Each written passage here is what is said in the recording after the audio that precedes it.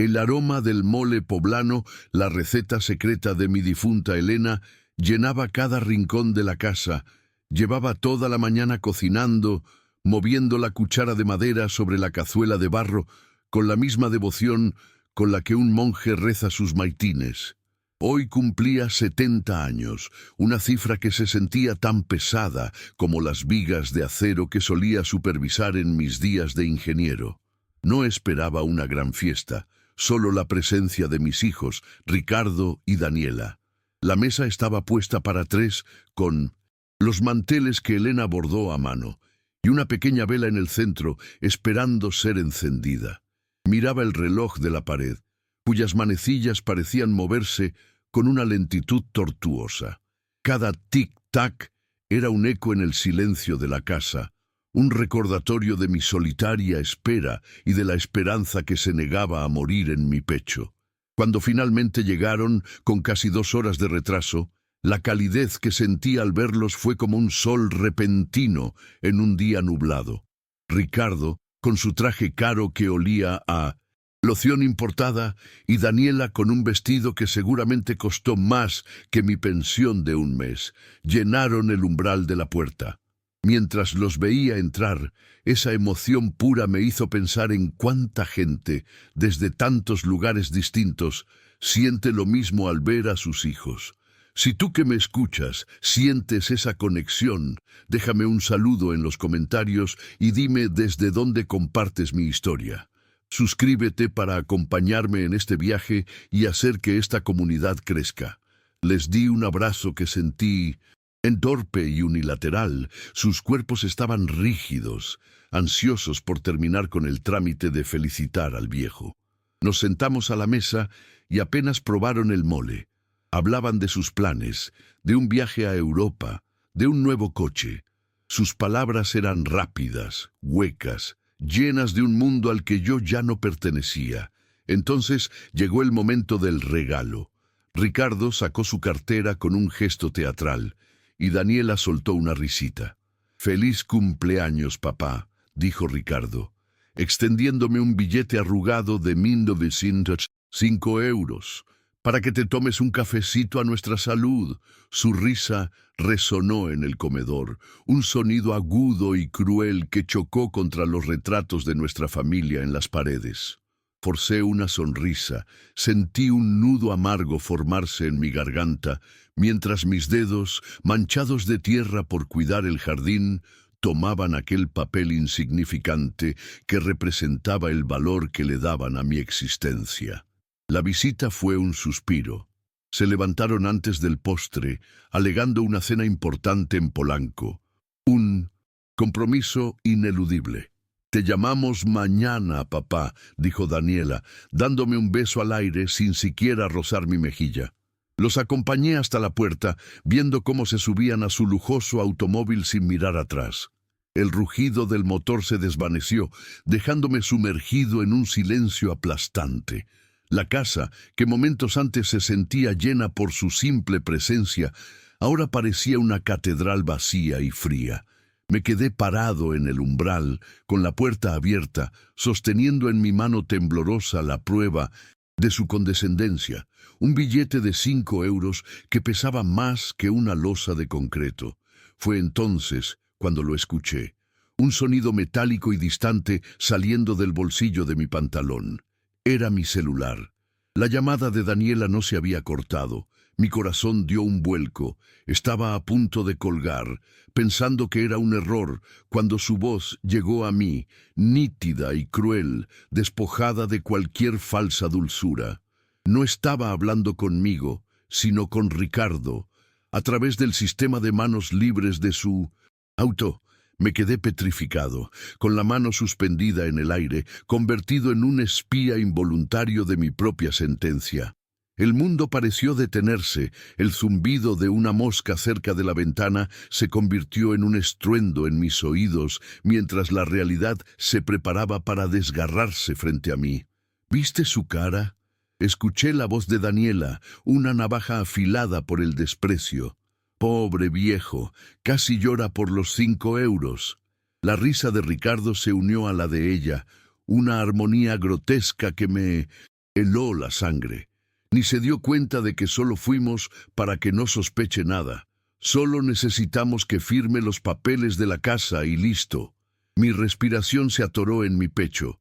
¿Los papeles de la casa? Esta casa, la que construí con mis propias manos. El santuario de mis recuerdos con Elena. Ya es hora de mandarlo a un asilo en Querétaro. Continuó Daniela con una frialdad que me quemó por dentro. Un lugar decente, para que no dé más problemas. Cada palabra era un clavo que me fijaba al suelo, un ladrillo más en el muro de su traición. Y entonces llegó el golpe final, la frase que se grabaría en mi alma con fuego y veneno, la justificación de todo su plan, dicha con una simpleza aterradora que revelaba la profundidad de su ingratitud. «Papá ya es un estorbo», dijo Daniela, y en esa sola oración resumió todo mi valor para ellos. Un estorbo. Yo, que había dedicado mi vida a ser su cimiento, ahora no era más que un mueble viejo y polvoriento en su camino hacia el lujo y la comodidad. Sentí como si el suelo se abriera bajo mis pies, como si cayera en un abismo oscuro y sin fondo. El aire se volvió denso, pesado, imposible de respirar. El dolor fue tan físico que me doblé, apoyando una mano en el marco de la puerta para no colapsar. Lentamente, como un autómata, cerré la puerta. El clic de la cerradura sonó como el cerrojo de una celda.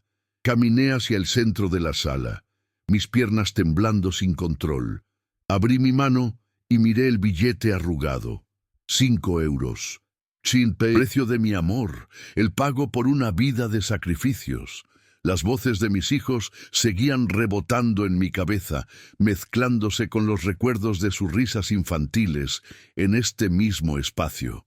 El shock inicial comenzaba a disolverse, dando paso a una tristeza tan vasta y profunda como el océano.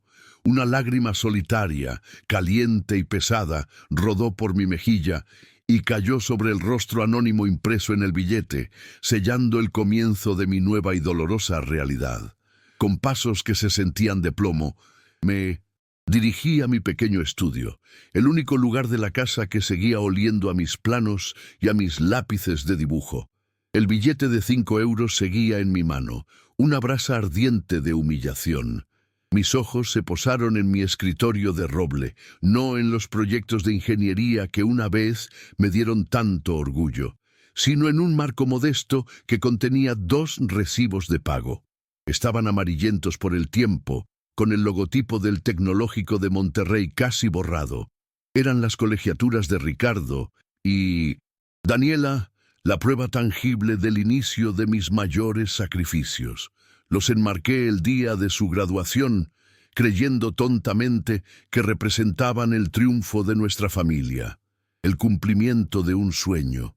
Hoy, al mirarlos, sentía que estaba viendo los documentos de una deuda que yo había pagado con mi vida y cuyo único interés había sido su desprecio. Acaricié el cristal del marco, mi reflejo distorsionado sobre las cifras impresas.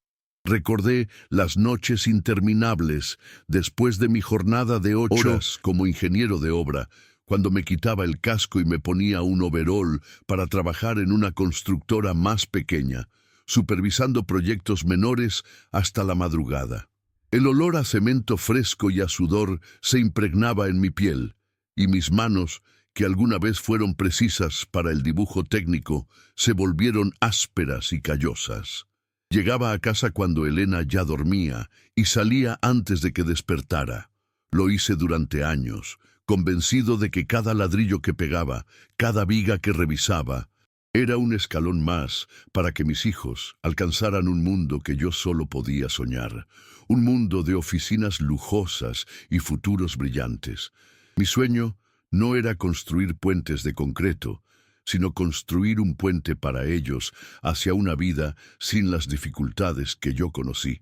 Quería que sus manos nunca se agrietaran por el trabajo físico, que sus espaldas no se doblaran por el peso de las preocupaciones. El día que ambos se graduaron, con sus togas y birretes, sentí un orgullo que casi me revienta el pecho. Elena lloró a mi lado, susurrándome al oído: «Lo logramos, Carlos, valió la pena». En ese momento, cada noche de insomnio, cada músculo adolorido, cada privación pareció desvanecerse. Les habíamos dado las mejores herramientas, la educación más prestigiosa de México, creyendo que con ello también les habíamos enseñado el valor del esfuerzo y la gratitud. ¡Qué ciego e iluso fui! Ahora entiendo la cruel ironía. Usan esa educación, pagada con el polvo de mis botas y el sudor de mi frente, como un arma para menospreciarme.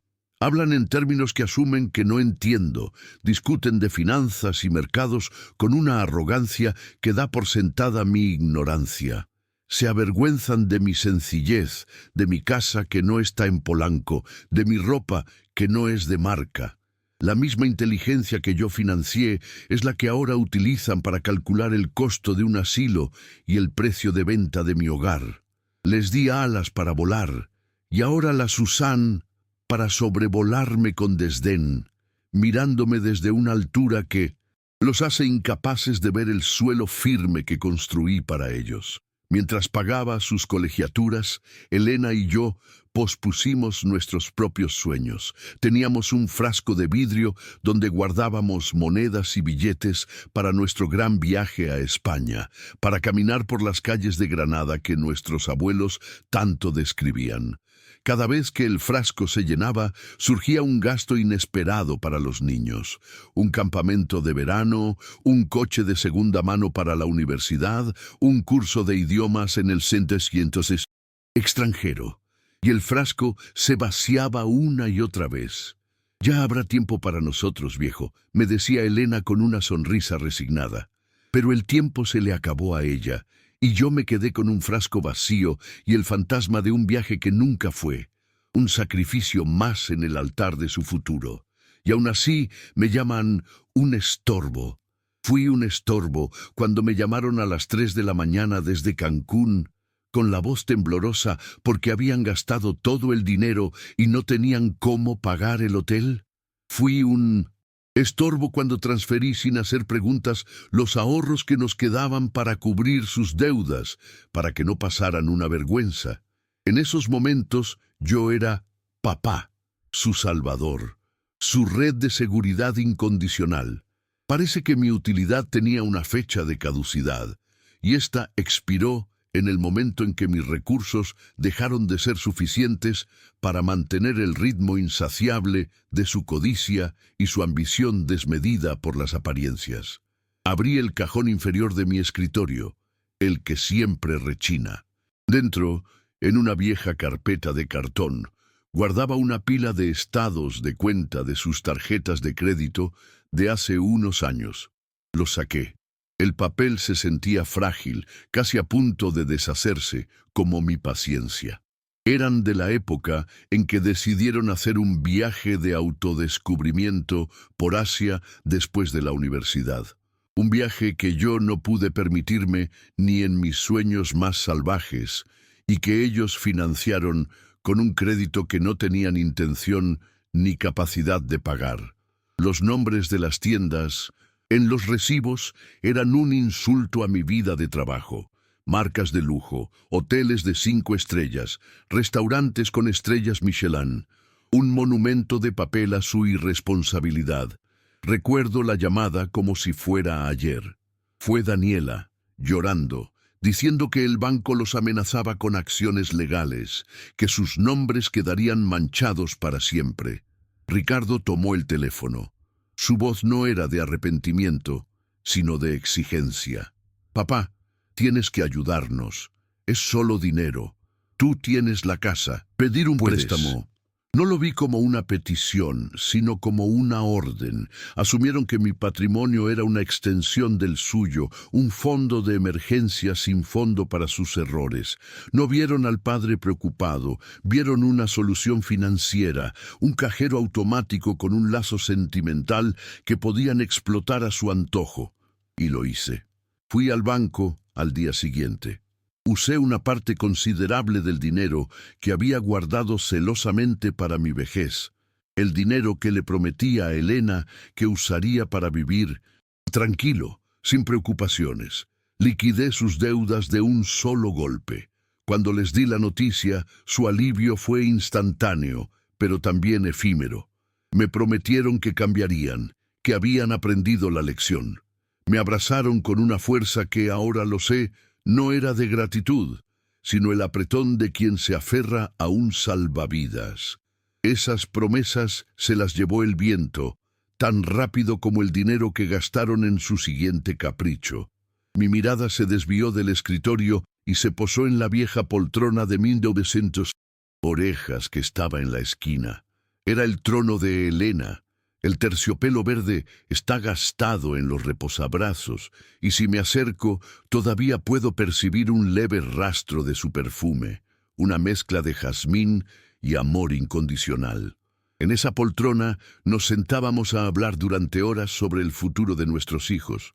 Ella siempre los defendía, siempre encontraba una excusa para sus errores. Son jóvenes, Carlos, están aprendiendo, decía con su infinita paciencia.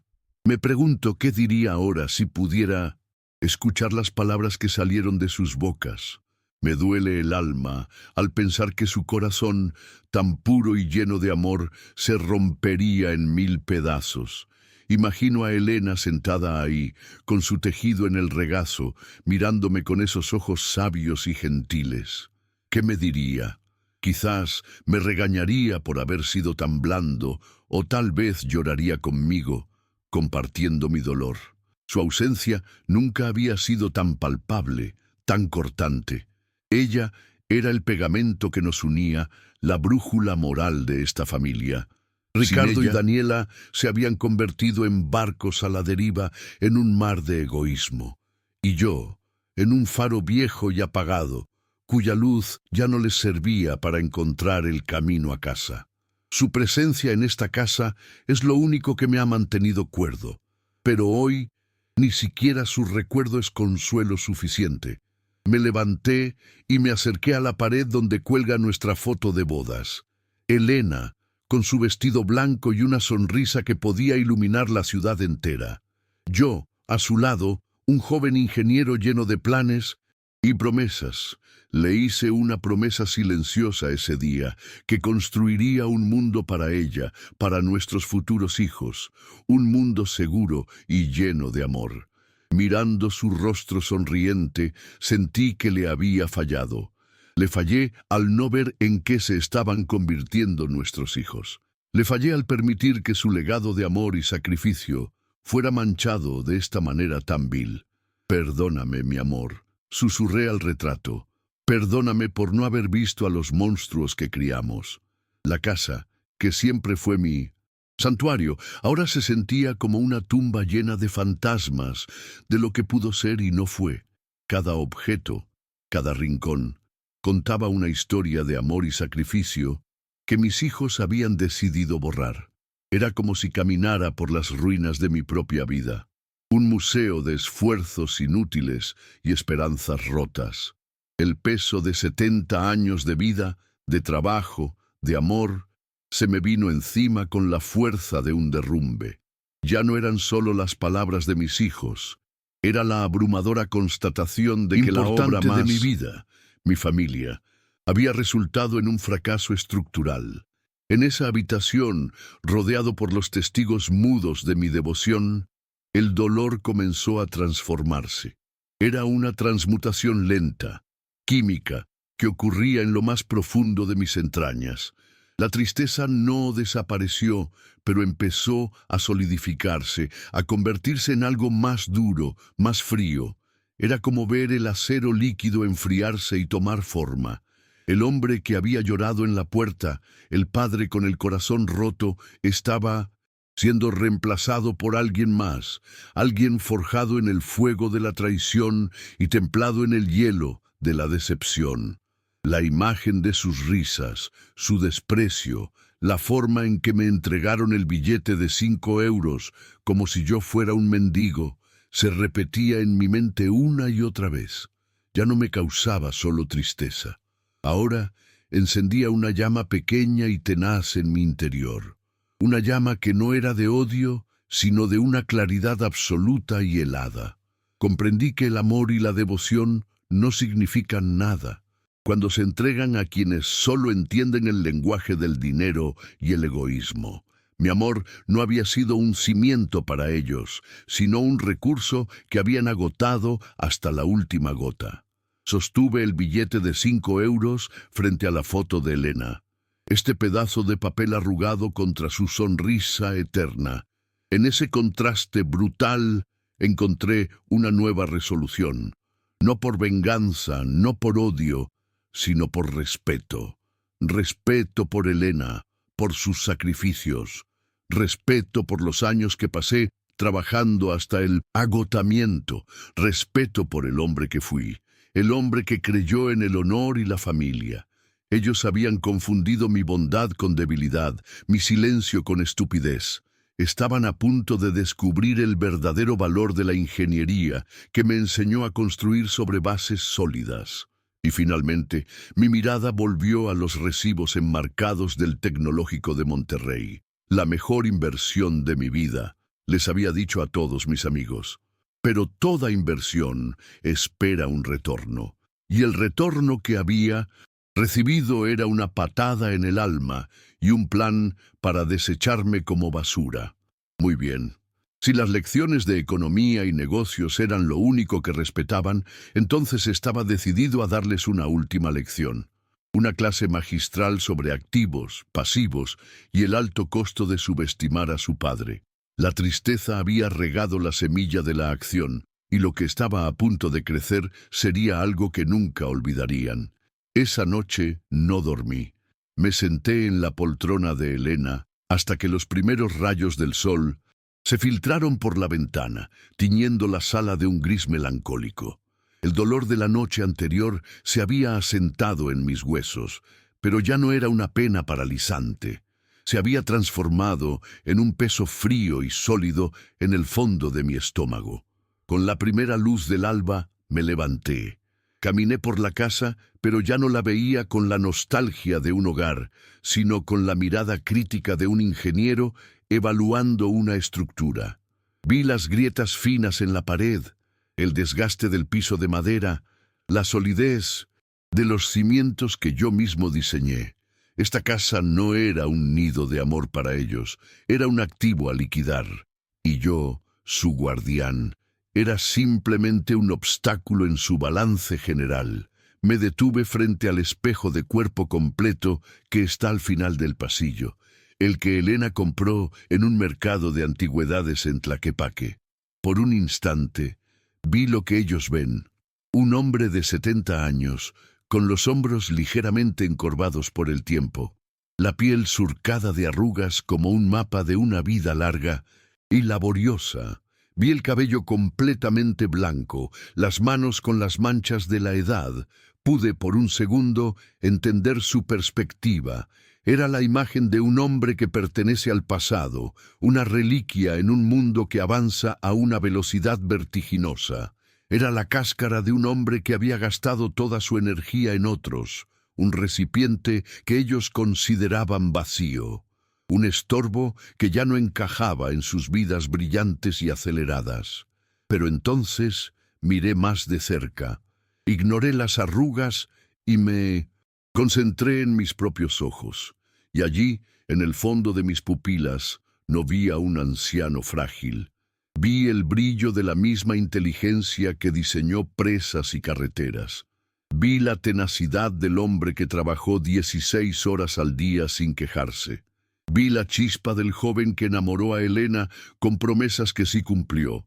Vi la fuerza que ellos, en su ceguera egoísta, habían olvidado que poseía. La columna vertebral que se había encorvado por el cansancio, no por la debilidad, comenzó a enderezarse. Reflejo en el espejo cambió. Ya no era un viejo digno de lástima, era Carlos Martínez, ingeniero civil. Y mi mente, mi mejor herramienta, estaba más afilada que nunca. Una calma glacial se apoderó de mí. El torbellino de emociones se detuvo, dejando en su lugar una certeza absoluta y tranquila. Ellos habían cometido un error de cálculo fundamental. Me habían analizado como una estructura a punto de colapsar, sin revisar los planos originales, sin entender la calidad del acero que formaba mi interior. Habían basado su plan en una premisa falsa, que mi amor incondicional era sinónimo de una estupidez infinita. Creían que el viejo ya no entendía nada. Estaban a punto de recibir una lección sobre la diferencia entre el valor y el precio, y descubrir que la experiencia es un activo que no aparece en los estados de cuenta, pero que rinde los más altos dividendos. Me di la vuelta, dejando atrás la imagen del hombre que había sido hasta ayer. Ya no había dudas, ni tristeza, ni vacilación. Cada paso que daba tenía un propósito. Entré de nuevo a mi estudio, pero esta vez no miré los retratos ni los recibos. Fui directo al teléfono que descansaba sobre mi escritorio. Mis dedos, que habían temblado al sostener un billete de 5 euros, ahora marcaban los números con una precisión firme y decidida. El teléfono sonó 1, 2 veces.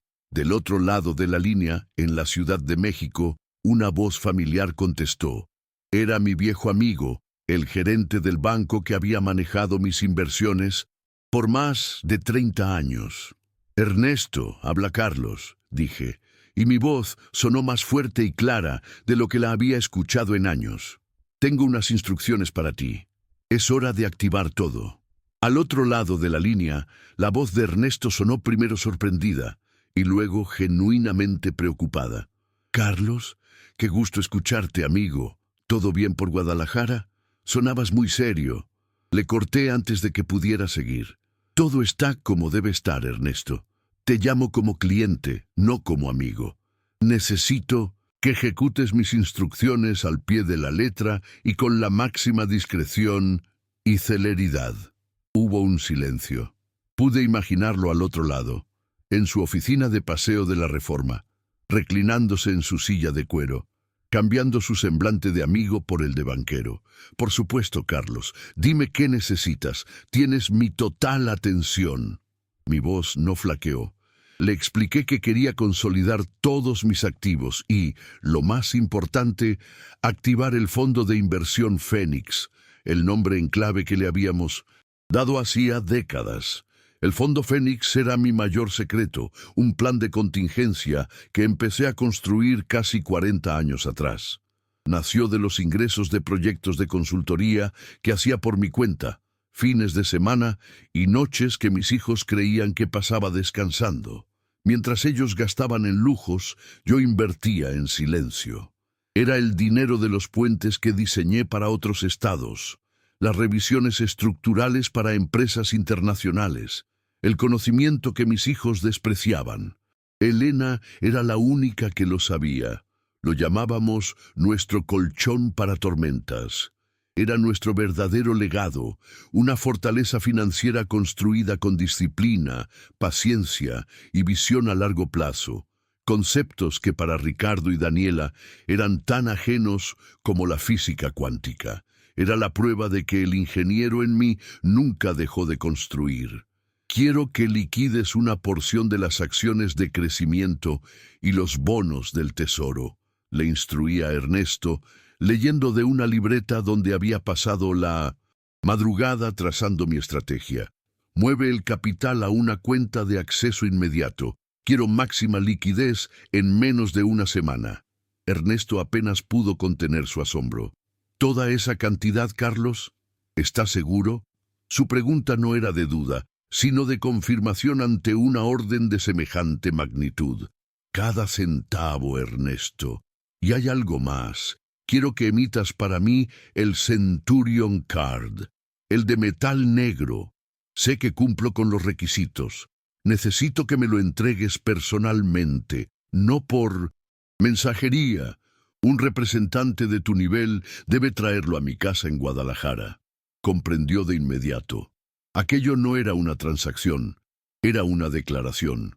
Ernesto, un profesional consumado, se puso en marcha sin más preguntas. Considéralo hecho, Carlos. Prepararé los documentos. Necesitaré tu firma para autorizar los movimientos. Te enviaré un mensajero privado hoy mismo. Debería estar contigo por la tarde. Respecto a la tarjeta, me encargaré personalmente. Dame una semana. Yo mismo te la llevaré. Colgué el teléfono y un silencio profundo llenó el estudio. No sentí euforia ni alegría.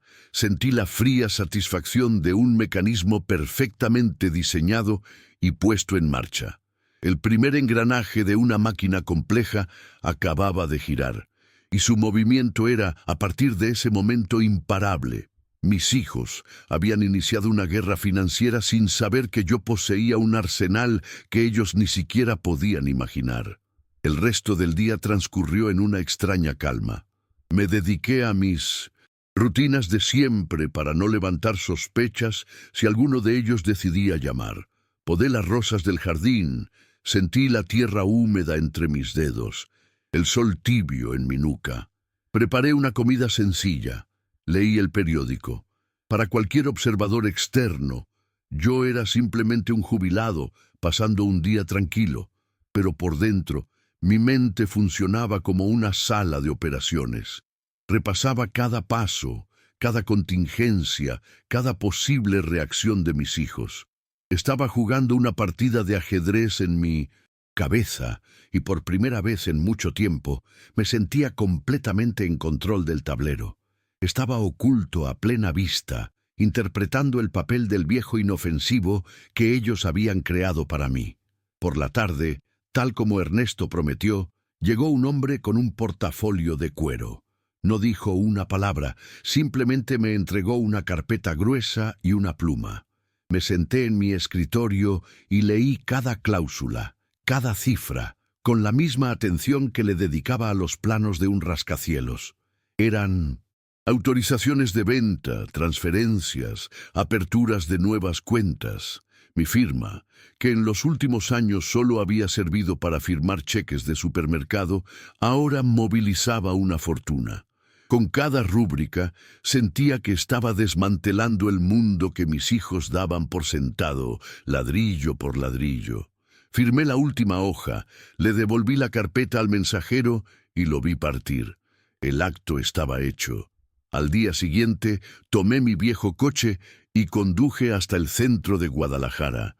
Fui a mi sucursal bancaria local, la de toda la vida. La joven cajera me saludó con la familiaridad condescendiente que reservan para los ancianos. Don Carlos, ¿en qué le podemos ayudar hoy?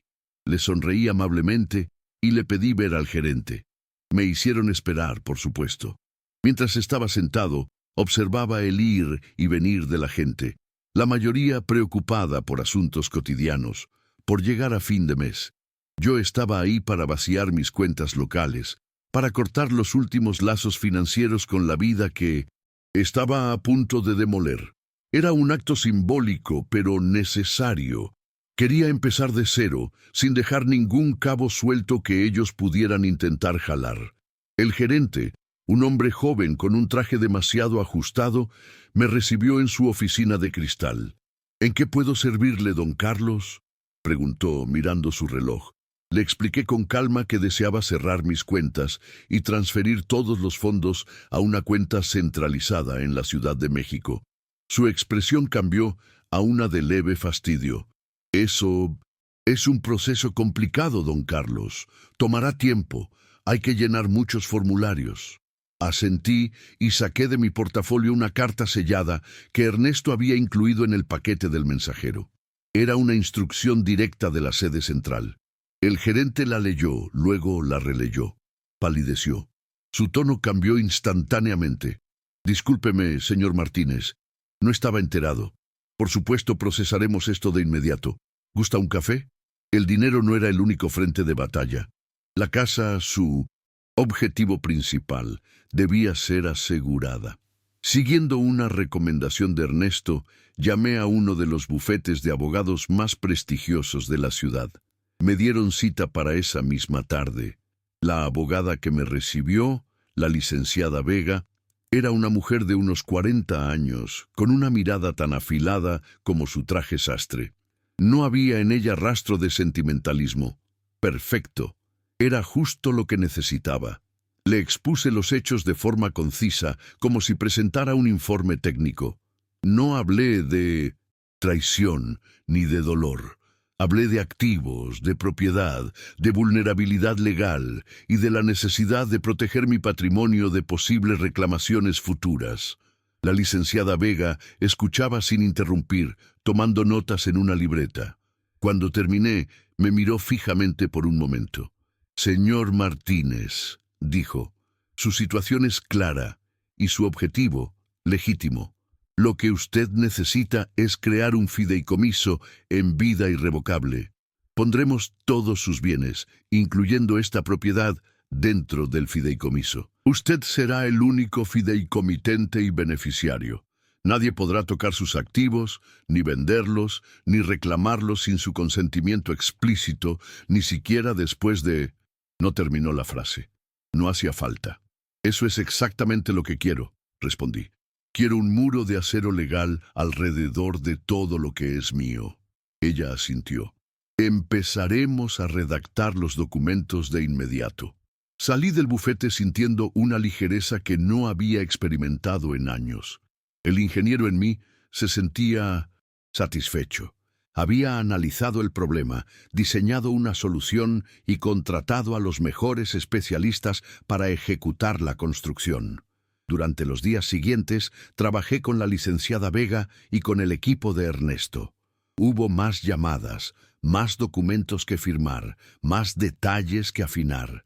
Me movía con una eficiencia y una claridad mental que me sorprendieron a mí mismo. Era como si décadas de experiencia profesional hubieran estado dormidas, esperando el problema correcto para despertar. Estaba construyendo mi nueva vida, y los cimientos eran de acero legal y financiero. Mientras todo esto ocurría en secreto, mantuve la fachada. Hablé por teléfono con Ricardo y Daniela un par de veces. Me preguntaron, con una falsa preocupación, cómo estaba. Les dije que estaba bien, un poco cansado, lo de siempre. Daniela incluso mencionó que pronto vendrían a visitarme para ayudarme a organizar unas cosas. La ironía casi me hizo reír. Les seguí la corriente, actuando el papel del padre senil y despistado. Cada palabra amable que les decía se sentía como una carnada que colocaba cuidadosamente en la trampa. Estaban tan seguros de su superioridad, tan cegados por su propia codicia, que eran incapaces de ver lo que se avecinaba. Una semana después, todo estaba en su lugar. El fideicomiso estaba establecido y registrado. Los fondos estaban consolidados. La licenciada Vega me había confirmado que la casa era legalmente intocable. Ernesto me llamó esa misma mañana. «Carlos, voy en camino a Guadalajara. Llego en la tarde. Traigo conmigo tu nuevo plástico». Colgué y me senté en mi estudio. Sobre la mesa, el billete de 5 euros seguía ahí, alisado y puesto bajo un pisapapeles.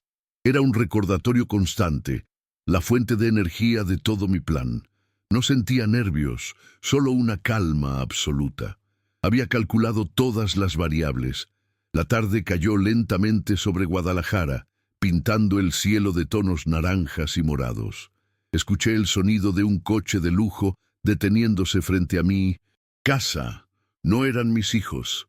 Era Ernesto, puntual como siempre. Salió del auto, impecablemente vestido, con un sobre de cuero en la mano. Lo hice pasar. Le serví un vaso de agua. No hablamos de negocios. Hablamos de los viejos tiempos, de Elena, de la vida. Fue un momento de calma antes de la tormenta que sabía que estaba a punto de desatarse. Y entonces, mientras el sol se ocultaba, otro coche se acercó por la calle. El modelo lo reconocí al instante. Eran ellos. Ricardo y Daniela habían llegado para ejecutar su propio plan. El telón estaba a punto de levantarse. Los vi bajar de su BMW, impecables y sonrientes, como dos cuervos elegantes vestidos de seda. Ricardo llevaba un portafolio de cuero que, sin duda, contenía los papeles de la venta de mi casa y mi sentencia a un asilo. Caminaban con la arrogancia de quienes se saben ganadores, con la certeza de que su plan era infalible. Desde la ventana de la sala, junto a Ernesto, los observé. No sentía odio, ni siquiera rabia. Sentía una especie de desapego quirúrgico, como un ingeniero que observa una demolición controlada. Estaba a punto de presionar el detonador, y ellos caminaban felices hacia el epicentro de la explosión, completamente ajenos al destino que les aguardaba. Mientras se acercaban, podía casi escuchar el eco de la conversación que tuve el infortunio de oír. Imaginaba a Daniela diciéndole a Ricardo: «Sé amable, que no sospeche nada. En cuanto firme, lo celebramos». Podía visualizar la sonrisa condescendiente de Ricardo, su palmadita en la espalda diciéndome que era por mi bien. Estaban tan inmersos en su propia narrativa, en la historia de los hijos abnegados que se ocupan de un padre senil, que se habían vuelto ciegos y sordos a cualquier otra posibilidad. Su codicia era un velo tan espeso que les impedía ver la realidad, incluso cuando la tenían justo delante de sus narices, a punto de atropellarlos con la fuerza de un tren. Fue el coche de Ernesto, un Mercedes negro y reluciente, estacionado frente a mi modesta entrada. Lo primero que rompió su guión. Vi una arruga de confusión en la frente de Ricardo. Daniela se detuvo por un segundo. Su sonrisa vaciló. Un vehículo así no pertenecía a mi universo de austeridad y rutina. No encajaba en la imagen del pobre viejo que tenían tan bien construida en sus mentes. Intercambiaron una mirada rápida, una pregunta silenciosa. Probablemente pensaron que era un médico o quizás un comprador para la casa que habían contactado sin mi conocimiento.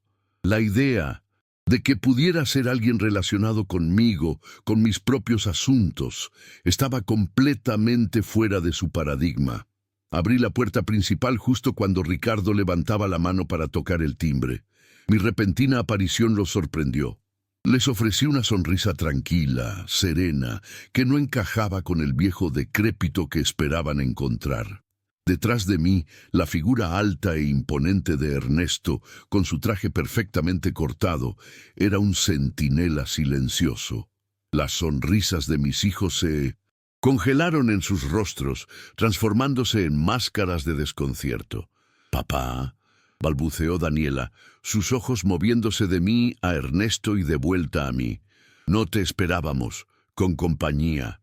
La confianza con la que habían salido de su coche se había evaporado por completo en el umbral de mi puerta. «Pasen, por favor», dije, haciéndome a un lado. Mi voz era firme, la voz de un anfitrión en control total de su casa. Entraron con cautela, como si pisaran un terreno desconocido. La atmósfera en la sala era densa, cargada de verdades no dichas. Dejé que el silencio se alargara por un momento, disfrutando de su creciente incomodidad. «Ricardo, Daniela», dije finalmente, rompiendo la tensión, «permítanme presentarles a mi viejo amigo y asesor financiero personal, el señor Ernesto Aguilar, director de banca privada». La palabra asesor y el título de Ernesto colgaron en el aire, pesados e incomprensibles para ellos. Vio sus mentes trabajar a toda velocidad, tratando de encajar esa nueva pieza en el rompecabezas equivocado. Daniela, siempre la más rápida en recuperarse, forzó una sonrisa encantadora y se acercó para dejar su portafolio sobre la mesa del comedor. «Papá, qué formalidad. Un placer, señor Aguilar. No sabíamos que papá estuviera metido en finanzas». Su tono era ligero, pero sus ojos eran dos pozos de sospecha. «Justo veníamos a conversar con él. Tenemos unos documentos familiares muy importantes que necesitan su atención. Asuntos de su futuro, de su bienestar». La palabra bienestar salió de su boca con un matiz de veneno que solo yo pude detectar. El portafolio sobre la mesa de Elena se sentía como una profanación, una bomba de tiempo esperando a ser desactivada. Fue Ernesto quien respondió. Su voz era la seda más suave cubriendo el acero más duro. «Qué oportuno», dijo, sin siquiera mirar el portafolio de Daniela, «porque el señor Martínez y yo estamos precisamente en medio de la firma de unos documentos cruciales para su futuro». Con un movimiento, Lento y deliberado, Ernesto colocó su propio sobre de cuero negro y pesado sobre la mesa, justo al lado del de ellos. El contraste era brutal. El portafolio de mis hijos, lleno de mentiras y planes de despojo, de repente parecía barato y endeble al lado del emblema de un poder financiero real y silencioso que acababa de entrar en escena. Con la punta de los dedos, Ernesto deslizó un documento fuera del sobre de cuero y lo empujó suavemente por la superficie de madera hasta que se detuvo frente a Ricardo. Quizás les interese, es la primera página del acta constitutiva del Fideicomiso Martínez. Se firmó esta mañana. Ricardo lo tomó con recelo. Sus ojos, acostumbrados a leer contratos para su propio beneficio, recorrieron las líneas con velocidad. Su expresión pasó de la confusión a la incredulidad. Pude ver el momento exacto en que sus labios se movieron, leyendo en silencio las palabras que sellaban su derrota. Fideicomitente y único beneficiario vitalicio, Carlos Daniela, Martínez. impaciente, Se inclinó sobre el hombro de su hermano. Su rostro, cuidadosamente maquillado para proyectar una imagen de éxito y sofisticación, comenzó a descomponerse. El pánico empezó a aflorar en sus ojos mientras leía las cláusulas que blindaban mi patrimonio. Propiedad declarada bien principal, inalienable, intransferible e inembargable. Las palabras legales eran muros que se levantaban frente a ellos, bloqueando el camino hacia la fortuna que consideraban suya por derecho. El aire se volvió espeso, casi irrespirable. La trampa, cuidadosamente preparada, había cerrado sus fauces de acero sobre ellos. «Papá, ¿qué significa esto?», espetó Ricardo, golpeando el papel con el dorso de la mano. Su voz era un gruñido bajo, la arrogancia reemplazada por una ira mal contenida. «Un fideicomiso, no necesitas estas cosas, es una complicación innecesaria. Nosotros estamos aquí para ayudarte, para simplificar tu vida». La hipocresía era tan densa que casi podía tocarla. Hablaban de simplificar mi vida, cuando su plan era complicarla hasta el punto de encerrarme y robarme todo lo que tenía. La máscara de hijos preocupados se había hecho añicos, revelando los rostros rapaces que se escondían debajo. Era el momento que había estado esperando. Con una calma que no sabía que poseía, caminé hacia mi estudio. Ellos me siguieron con la mirada, como si fuera un actor saliéndose del libreto. Regresé a la sala, sosteniendo entre el índice y el pulgar el billete arrugado de Vintusnum. 5 euros. Me detuve frente a ellos, en el centro de la habitación, y lo levanté a la altura de sus ojos. «Todo esto», dije, mi voz resonando en el silencio tenso, «empezó gracias a ustedes, gracias a su generoso y considerado regalo de cumpleaños. Fue el catalizador, la chispa que necesitaba para despertar de un largo, largo sueño en el que creía que tenía una familia». Ellos miraron el billete, luego a mí, con una absoluta falta de comprensión. Sus mentes materialistas no podían conectar un gesto tan insignificante con la compleja maquinaria financiera que acababa de arruinar sus planes. «No entiendo, papá. Fue solo una broma», dijo Daniela, su voz ahora un quejido lastimero. «Una broma», repetí, saboreando la palabra. «Claro, como también fue una broma la conversación que tuvieron al salir de aquí. Pensaron que habían colgado el teléfono, ¿recuerdan?».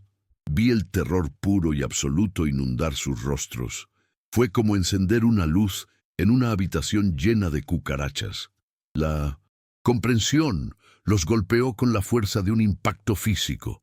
El color desapareció de la cara de Daniela. Ricardo dio un paso atrás, como si mis palabras lo hubieran empujado. Escuché cada palabra. Continué, mi voz tan tranquila como la superficie de un lago profundo.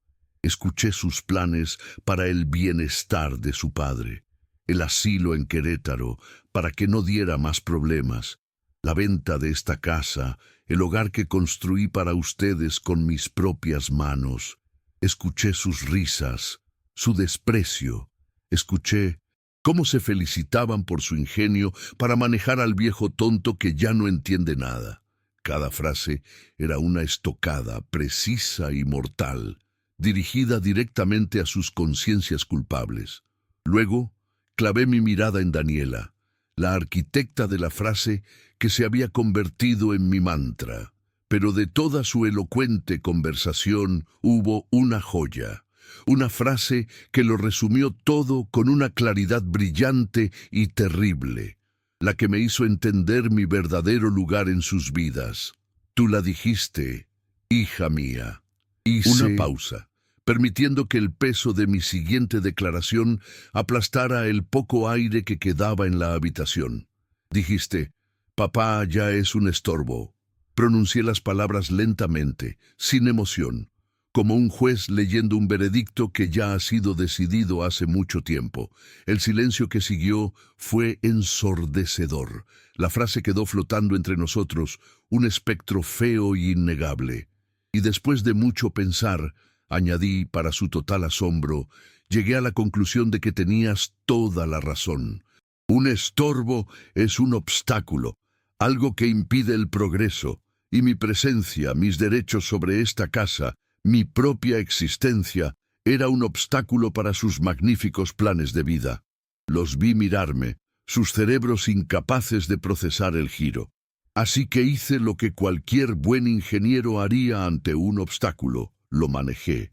Decidí que, si iba a ser un estorbo, sería el estorbo más sólido, más caro y más indestructible que jamás hayan conocido. En ese momento, como si hubiera sido ensayado, Ernesto intervino. Su sincronización fue la de un maestro director de orquesta, y hablando de solidez, dijo con una media sonrisa, metiendo la mano en el bolsillo interior de su saco. Sacó de él un objeto pequeño y oscuro. Señor Martínez, se me olvidaba. Su tarjeta, como la solicitó. Me la tendió sobre la palma de su mano. Era de metal negro, pesada, con mi nombre grabado en platino.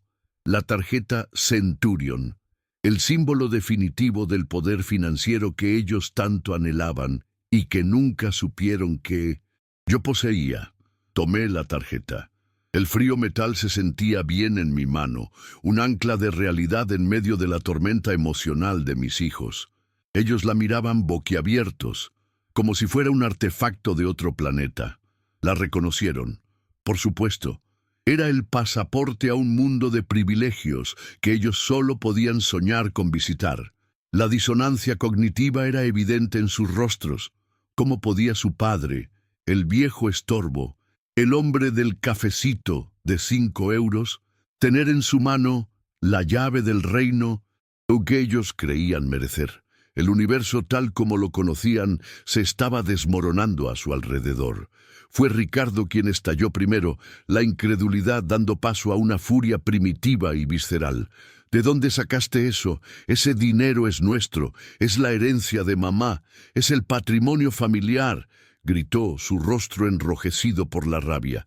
Tú no tienes derecho a hacer esto. Su reclamo sobre mi dinero, ganado con mi sudor y mi inteligencia, era tan absurdo, tan delirante, que casi me provocó lástima, casi. Daniela, por su parte, rompió a llorar. Eran lágrimas de pura rabia y frustración, las lágrimas de una niña malcriada a la que le acaban de quitar su juguete más caro. Papá, por favor, no nos hagas esto, sollozó.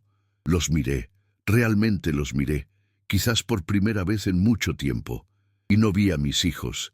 Vi a 2 extraños consumidos por la codicia, 2 parásitos que se habían adherido a mí y que ahora se retorcían al ser arrancados. Su ira, sus lágrimas, no me produjeron ninguna emoción. Eran como el ruido blanco, el zumbido de un motor lejano. El espacio que antes ocupaba mi amor por ellos, ahora era una extensión de calma y silencio. Habían logrado matar al padre que los amaba, y en su lugar habían dejado al hombre que ahora los veía por lo que realmente eran.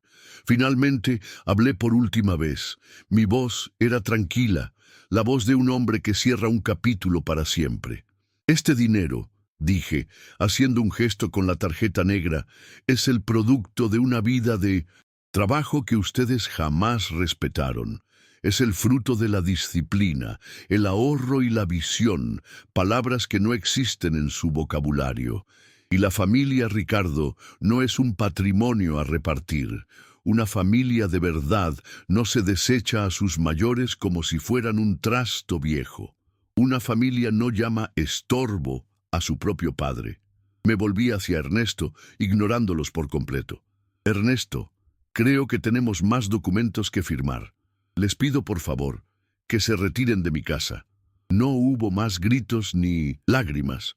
Mis últimas palabras los dejaron vacíos, como si les hubiera extraído el aire de los pulmones. Se quedaron inmóviles por un instante, dos estatuas de codicia derrotada en medio de mi sala. Luego, sin mirarme, recogieron su portafolio de la mesa y se dirigieron a la puerta. Su salida fue silenciosa, carente de toda la arrogancia con la que habían entrado. Fue el andar de dos personas que lo habían apostado todo a una sola carta y habían perdido de la forma más humillante posible. Los vi subir a su coche y marcharse hasta que su vehículo fue solo un punto en la distancia. No sentí una oleada de victoria, ni la euforia de la venganza. Lo que sentí fue mucho más profundo. Una inmensa y abrumadora sensación de paz, como si un peso que había cargado por décadas finalmente se hubiera desvanecido de mis hombros. Las semanas siguientes fueron de una actividad liberadora. Puse la casa de Guadalajara en venta, pero esta vez en mis propios términos.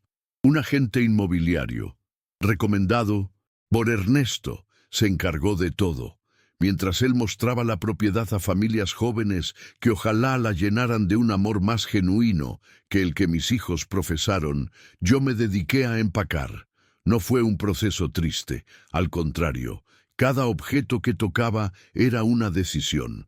Me deshice de los muebles caros que ellos habían escogido, de los adornos que nunca me gustaron. Solo empaqué lo esencial: mis libros de ingeniería, las fotografías de Elena, sus recetas escritas a mano y las herramientas de mi viejo taller. Estaba podando mi vida, cortando las ramas secas para permitir que algo nuevo pudiera florecer. No estaba abandonando un hogar, estaba desmontando una escenografía. Mi nuevo hogar está en San Miguel de Allende. Es una casa más pequeña, pero cada rincón me pertenece. Tiene un patio interior lleno de bugambillas y una pequeña fuente cuyo murmullo constante es la única música que necesito. Desde la ventana de mi estudio, que he llenado con lienzos y pinturas, puedo ver la torre rosada de la parroquia de San Miguel Arcángel recortada contra un cielo increíblemente azul. El aire aquí huele a pan recién hecho y a tierra mojada. Por las mañanas, camino por las calles empedradas, saludo a los artesanos que abren sus talleres y me tomo un café en la plaza principal, viendo el mundo pasar sin prisa. He cambiado el ruido de la ciudad y el silencio de la soledad por los sonidos de una vida vibrante y apacible. He redescubierto pasiones que creía enterradas bajo toneladas de concreto y responsabilidad. Compré un caballete y pinceles y ahora intento capturar la luz única de esta ciudad en mis lienzos. Mis trazos son los de un principiante, torpes y sin técnica, pero son míos. Cada pincelada es un acto de autodescubrimiento. Me he inscrito en clases de alfarería y sentir el barro girar bajo mis manos me conecta con la tierra, con la creación de una forma bella a partir de la nada. Por primera vez en mi vida, no estoy construyendo para los demás. No estoy asegurando el futuro de nadie. Simplemente estoy construyendo por el puro placer de hacerlo. Estoy construyendo mi propia felicidad con mis propias manos. A veces, en la quietud de la tarde, pienso en Ricardo y Daniela. No con rencor, sino con una distante y serena compasión. Ernesto me informó discretamente que sin mi respaldo financiero, su castillo de naipes se derrumbó. Perdieron su lujoso apartamento, sus coches, sus amigos superficiales. Se culpan el uno al otro, enfrascados en una guerra de recriminaciones que probablemente durará el resto de sus vidas. Su ruina no fue mi venganza, sino la consecuencia inevitable de sus propias elecciones. Yo no los destruí, simplemente me negué a seguir siendo el cimiento de una estructura podrida. Mi acto final no fue de agresión, sino de autopreservación. Y en la vida, como en la ingeniería, una estructura que no puede sostenerse por sí misma está destinada a colapsar. Sentado aquí, en mi patio, con una taza de café humeante y el sol calentando mi rostro, finalmente entiendo el verdadero significado de la riqueza. No está en una tarjeta de crédito ilimitada ni en un fideicomiso blindado. La verdadera riqueza es la soberanía sobre tu propio tiempo, la libertad de tus decisiones y, sobre todo, la paz en tu propia alma. Descubrí que la familia no siempre es la sangre que compartes, sino el respeto que ganas y la dignidad que te otorgan. Y cuando ese respeto se pierde, cuando esa dignidad es pisoteada, a veces el acto más amoroso que puedes hacer es soltar no por ellos, sino por ti, dejar ir para poder reencontrarte.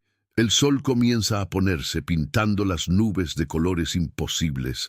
El sonido de las campanas de la iglesia llama a la oración. No rezo por mis hijos, rezo por haber tenido la fuerza de elegirme a mí mismo. Cierro los ojos y respiro hondo. Es el aire de mi nueva vida, una vida que no es un sacrificio, sino una celebración silenciosa. Ya no soy el padre, ni el ingeniero, ni el proveedor. Mucho menos soy un estorbo. Soy simplemente, y por primera vez en 70 años, eso es más que suficiente. Es todo. ¿Qué habrías hecho tú en mi lugar? Déjame saber tu opinión en los comentarios. Me interesa mucho leer lo que piensas. Si esta historia te conmovió y te hizo reflexionar, por favor, deja tu like en el video y suscríbete al canal para no perderte ninguna de nuestras próximas narraciones. Tu apoyo es fundamental para que podamos seguir creando este contenido para ti.